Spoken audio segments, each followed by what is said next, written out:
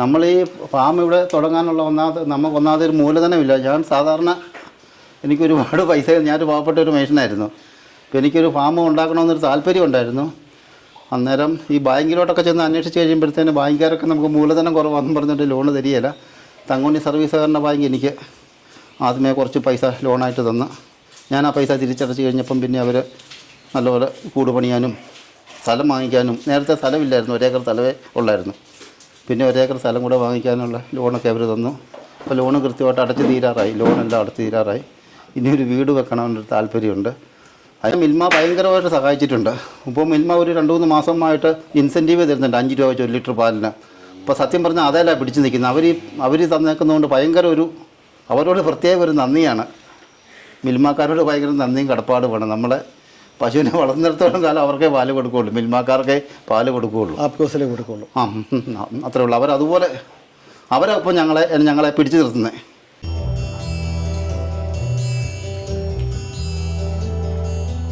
ഇതെന്താ പാട്ടൊക്കെ കേൾക്കുന്നത്? പാട്ട് പശുവിനെ നമുക്കും രാവിലെ എഴുന്നേൽക്കുമ്പോൾ ഒരു പാട്ടൊക്കെ ഉണ്ട്. നമുക്കും മനസ്സിന് സുഖമുണ്ട്, പശുവിനും ഉണ്ട്, പശുവിനും കുഴപ്പമില്ല. ഈ പാട്ട് കേൾക്കുന്നതുകൊണ്ട് കറവ കൂടുതൽ കിട്ടുമോ? പശുവിന് കുഴപ്പമില്ല, നല്ലൊരു അന്തരീക്ഷമാണല്ലേ? നല്ലൊരു ശാന്തി അന്തരീക്ഷമല്ലേ? രാവിലെ വെളുപ്പിനെയൊക്കെ. അപ്പം വെളുപ്പിന് 3:30 ആകുമ്പോൾ എഴുന്നേക്കുന്ന. കറവ എത്ര മണിക്ക് തീരും? കറവ ഒരു 6 മണിയൊക്കെ ആകുമ്പോഴത്തേന് തീരും.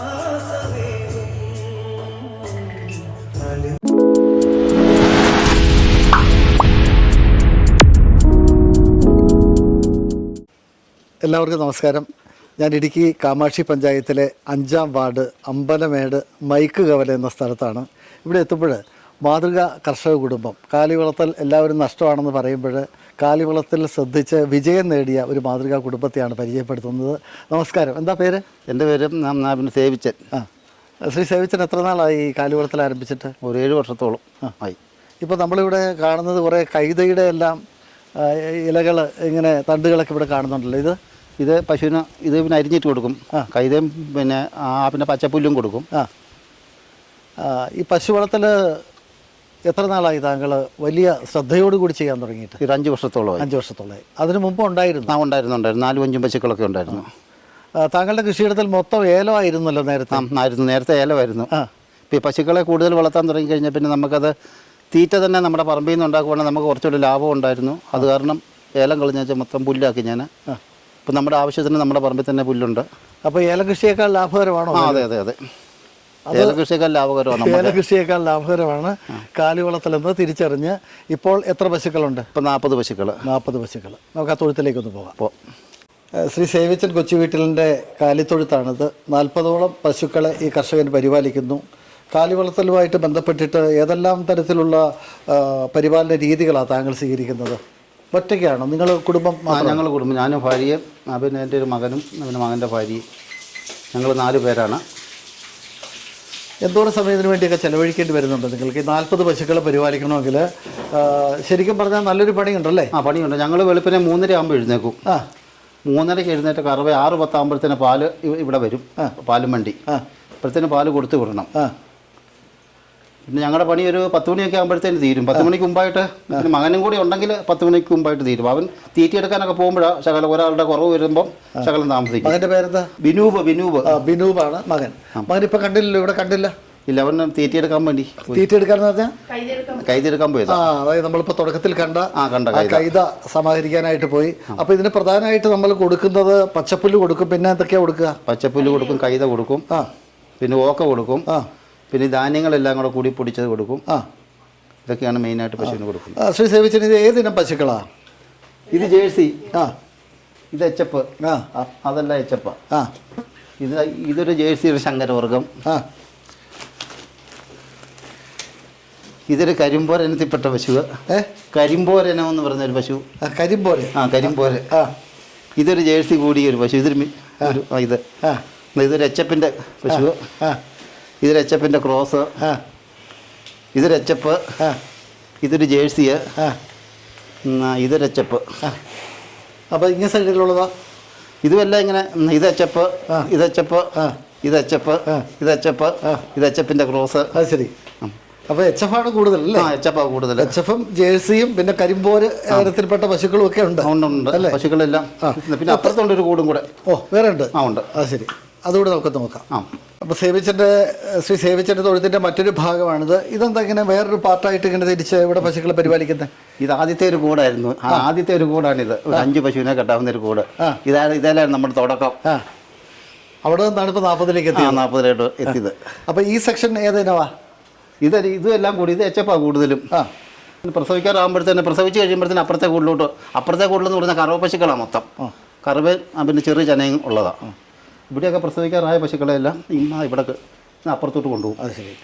പൊതുവേ പശുക്കളെ പരിപാലിക്കുന്ന എല്ലാവരും പറയുന്നൊരു കാര്യം എന്ന് വെച്ച് കഴിഞ്ഞാൽ വലിയൊരു ശ്രദ്ധ ആവശ്യമാണല്ലേ? രോഗാവസ്ഥ ഉണ്ടാവാനുള്ള സാധ്യത ഏറെയുണ്ട്. എന്തൊക്കെ ശ്രദ്ധിക്കണം? നമ്മൾ തൊഴുത്ത് വൃത്തിയായിട്ട് സൂക്ഷിക്കണം. പിന്നെ പശുവിൻ്റെ തീറ്റക്രമത്തിലാണ് കൂടുതലും. നമ്മൾ കണ്ടതെല്ലാം വലിച്ചു വാരി കൊടുക്കുമ്പോഴാണ് ഈ രോഗങ്ങൾ കൂടുതലുണ്ടാകുന്നത്. പശുവിനൊരു മിനിമത്തിനൊരു ആഹാരം, പശുവിന് ആവശ്യത്തിനുള്ള ഒരു മിനിമത്തിനൊരു ആഹാരത്തിലാണ് ഏറ്റവും വലിയ പ്രശ്നങ്ങൾ ഉണ്ടാകുന്നത്. അതായത് നമ്മൾ തീറ്റ കൊടുക്കുന്ന രീതി എങ്ങനെയാണ്? ദിവസം പകൽ ഏതെല്ലാം സമയത്താണ് കൊടുക്കുക? നമ്മൾ 6:30 ആകുമ്പോഴത്തേന് ഒരു 7 മണി ഒരു 8 മണിയൊക്കെ ആകുമ്പോഴത്തേന് കംപ്ലീറ്റും തീറ്റ പശുവിൻ്റെ തീരും. ഒരു 8 മണിക്ക് മുമ്പായിട്ട് കംപ്ലീറ്റ് പശു.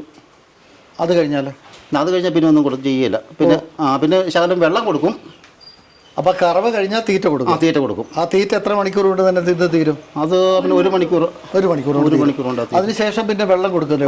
വെള്ളം ശകലം കൊടുക്കും. വൈകിട്ട് തീറ്റ ഒന്നും കൊടുക്കില്ല? വൈകിട്ട് കൊടുക്കും. വൈകിട്ടത്തെ കറവ കഴിഞ്ഞിട്ട് തീറ്റ കൊടുക്കും. വൈകിട്ടത്തെ കറവ കഴിഞ്ഞിട്ട് കൊടുക്കും. അതിപ്പോൾ നമ്മൾ എന്തൊക്കെയാണ്, ഈ പച്ചപ്പുല്ലുണ്ടെങ്കിൽ പച്ചപ്പുല്ല് കൊടുക്കും, അല്ലെങ്കിൽ കൈതപ്പോള ഉണ്ടെങ്കിൽ കൈതപ്പോള കൊടുക്കും.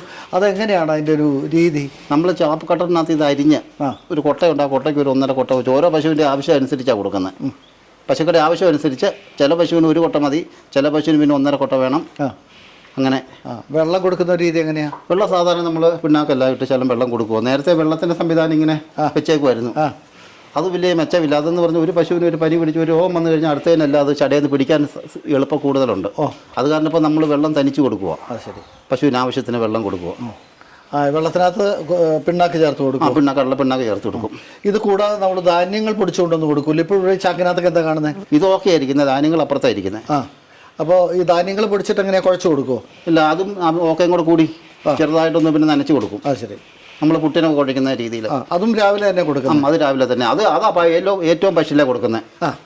അത് കൊടുത്തു കഴിയുമ്പോഴാണ് പിന്നെ കറക്കുന്നത്. അത് കൊടുക്കുകയും കറവയും കൂടെ ഒന്നിച്ച് നടത്തുന്നത്. ഓ അത് ശരി ശരി ശരി. അപ്പം ഞാനത് ഇട്ട് കൊടുക്കുമ്പോൾ വന്ന് ബാക്കിയുള്ളവരൊക്കെ കറക്കും. മെഷീനിലല്ല കറക്കുന്നത്. അപ്പോൾ രണ്ടുപേരും കറക്കാൻ വേണ്ടിയിട്ട് ഇപ്പോൾ ചേച്ചിയും മോനും കറന്നോളും. അപ്പം ഞാൻ അപ്പോഴത്തേനും തീറ്റ ഇട്ടിട്ടിങ്ങനെ ഓരോ പശുക്കൾക്കും തീറ്റ ഇട്ടിട്ടും കൊടുക്കും.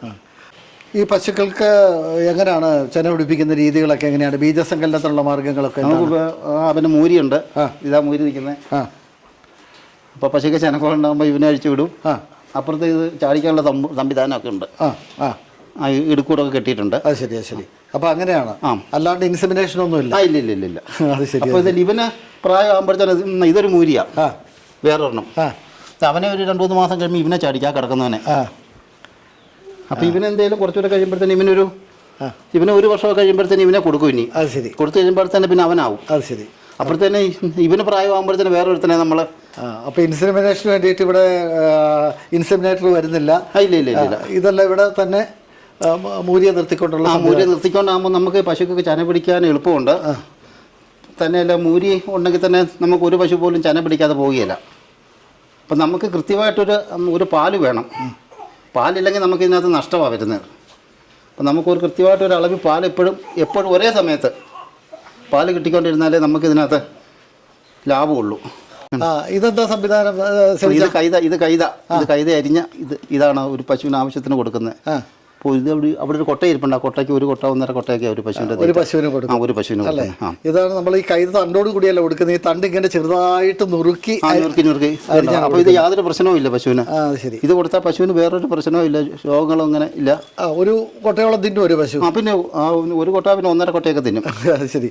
ഇതൊക്കെ അരിയുന്ന സംവിധാനം ഒന്ന് കാണിക്കാവോ? കാണിക്കാമല്ലോ. ഇതാണ് കൈത അരിയുന്നത് അല്ലേ? കൈത ചെറിയ കഷ്ണങ്ങളായിട്ട് ഇതെല്ലാം പിന്നെ അരിഞ്ഞു കൊടുക്കുക. പുല്ല് അരിഞ്ഞാണ് കൊടുക്കുന്നത്? പുല്ല് അരിഞ്ഞാണ് കൊടുക്കുന്നത്. അത് ശരി. 1 കൊട്ട 1.5 കൊട്ടയൊക്കെ. ഈ കൊട്ടയ്ക്ക് അളന്ന് നമ്മൾ 1 കൊട്ട 1.5 കൊട്ടയൊക്കെ ഒരു പശുവിന് കൊടുക്കും. എല്ലാ പശുക്കൾക്കും ചില പശുക്കൾ ഇത് അവന് ഒരു കൊട്ടേ തിന്നുള്ളൂ. പശുവിനെ കുളിപ്പിക്കാനൊക്കെ നമ്മൾ മെഷീനാവുള്ളൂ, മെഷീന് കറക്കാൻ മെഷീന്, അത് ഇങ്ങനെയുള്ള സാധനങ്ങളൊക്കെ കൊണ്ടാണ് നമ്മൾ കൂടുതൽ ആൾക്കാരെ. എന്തോരം പാല് ശ്രീ സേവിച്ചൻ കൊടുക്കുന്നുണ്ട്? എനിക്ക് 300 ലിറ്ററോളം ഉണ്ട്. എവിടെയാണ് കൊടുക്കുന്നത്? തങ്കമണി സൊസൈറ്റിയിൽ. തങ്കമണി സൊസൈറ്റി കൊടുക്കുന്നു അല്ലേ? ഉണ്ട്. ഇതാണ് ഇപ്പോൾ കഴിഞ്ഞ 5 വർഷമായിട്ട് ഈ രംഗത്ത് മനസ്സർപ്പിച്ച് പ്രവർത്തിക്കുന്ന ഒരു കർഷക കുടുംബം എന്നുള്ള നിലയിൽ എന്തെല്ലാമാണ് നമ്മൾ ഈ രംഗത്ത് കടക്കുന്നവരോട് ശ്രദ്ധിക്കേണ്ട കാര്യങ്ങളായിട്ട് പറയാനുള്ളത്? ഒന്നാമതായിട്ട് നമ്മൾ ഈ പശുക്കളെ പഠിക്കാനുണ്ട്. പശുക്കളെ പറ്റി നല്ല അറിവ് വേണം ഒന്നാമത്. അതാണ് ഏറ്റവും മെയിൻ. പശുവിന് ഒരു രോഗം വന്നാലും നമുക്കത് മനസ്സിലാക്കണം. എന്നാ അസുഖമാണ് ഈ പശുവിനുള്ളത്, അതിനുള്ള സംവിധാനങ്ങളൊക്കെ നമ്മൾ ആദ്യമായിട്ട്. സാധാരണ വരാൻ സാധ്യതയുള്ള അസുഖങ്ങൾ എന്തൊക്കെയാണ്? പശു അകിടുവീക്കം, പനിയ്, ഇതൊക്കെയാണ് കൂടുതലും.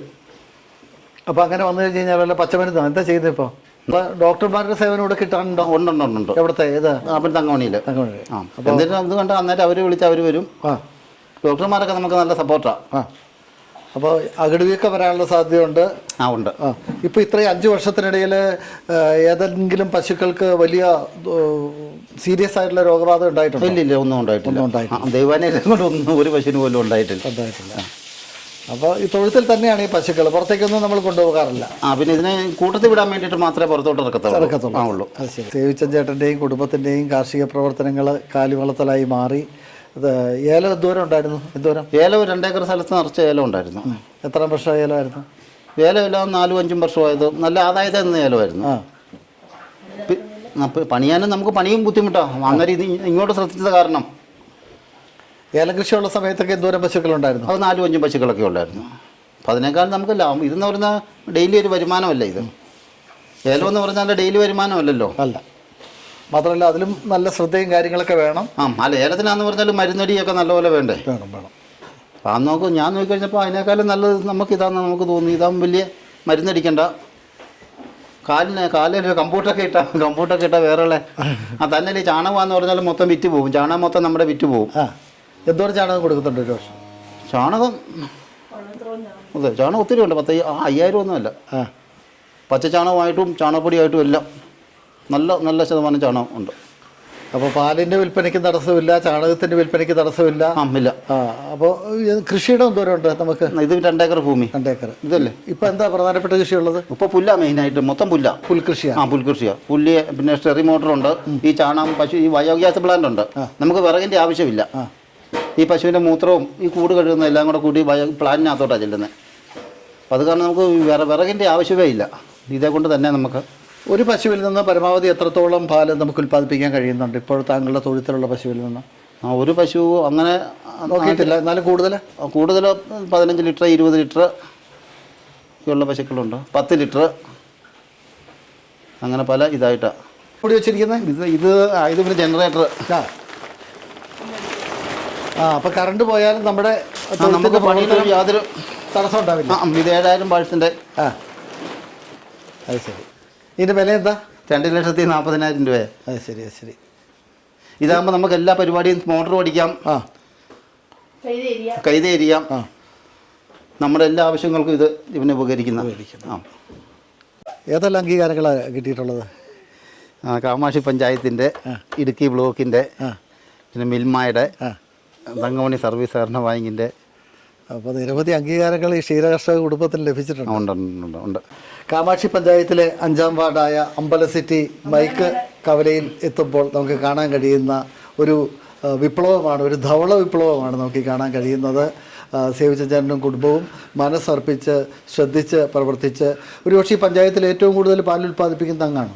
ഇടുക്കി ബ്ലോക്കിൽ ഏറ്റവും കൂടുതൽ പാൽ ഇടുക്കി ബ്ലോക്കിൽ ഏറ്റവും കൂടുതൽ പാൽ ഉൽപ്പാദിപ്പിക്കുന്ന ക്ഷീര കർഷകനെയാണെന്ന് പ്രേക്ഷകരെ പരിചയപ്പെടുത്തിയത്. തീർച്ചയായിട്ടും കഷ്ടപ്പാടുണ്ടെങ്കിലും അധ്വാനിക്കാൻ മനസ്സുണ്ടെങ്കിൽ നമുക്ക് ക്ഷീര മേഖലയിൽ വിജയം നേടാമെന്നാണ് ഈ കർഷകൻ തെളിയിക്കുന്നത്. ഒരുപാട് സന്തോഷം.